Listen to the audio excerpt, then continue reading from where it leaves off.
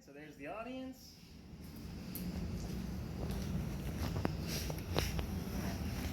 Imagine a world where the number of people that watched a video game event exceeded the number of people that watched the Major League Baseball World Series.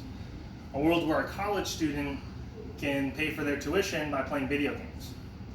A world where video game events are aired on the same TV channels as major sporting events.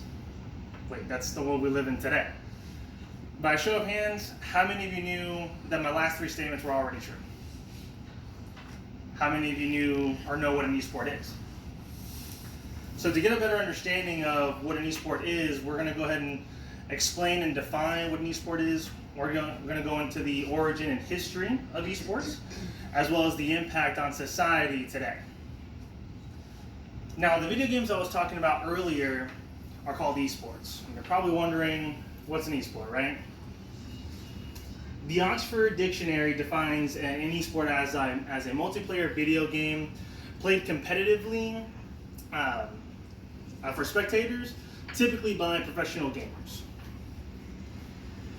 Some good examples of esports are going to be video games like League of Legends, StarCraft 2, as well as Overwatch.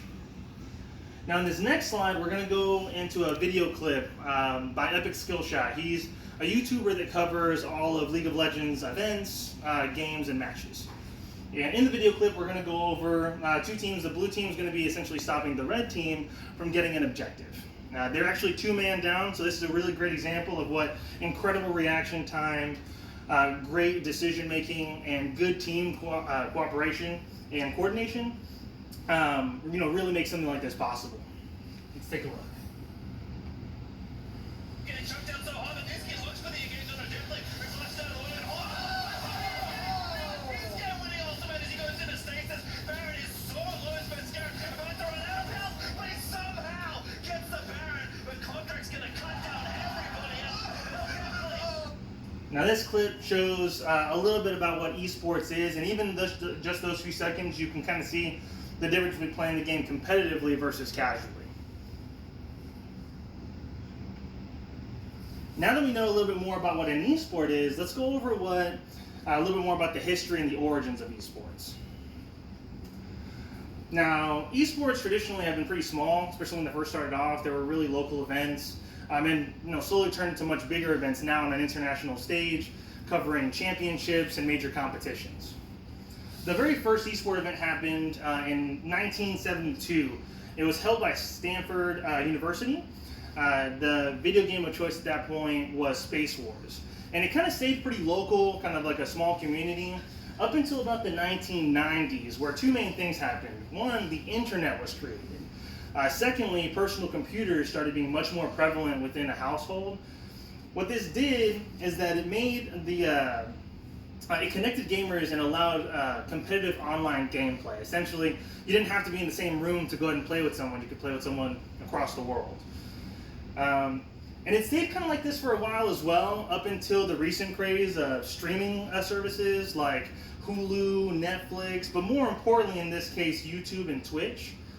They really allow a community essentially to go ahead and consume esports entertainment in a much more massive way. Now that we are knowing more about the history of esports helps accent the impact that they've had on society.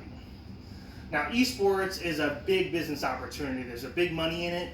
Anthony, a journalist for the Indianapolis Business Journal, during his research showed that estimated by the year 2020, the esports market is supposed to be worth $1.5 billion, and it doesn't just stop there. Big major companies like NBA organizations, like the Golden State Warriors, even spent $13 million to purchase a team in the North American League Championship Series. Esports also does have a collegiate scene where it's mostly just D2 and D3 teams at this point, but they have scholarships involved with them, allowing students to go ahead and both practice a sport and get much better at it, and kind of potentially move into the more competitive and professional scene. Even some of the D1 schools are starting to catch on, like the University of Utah creating their own esports team. So, in conclusion here, guys, Esports is not to be slept on. It's a huge market and an even faster growing community.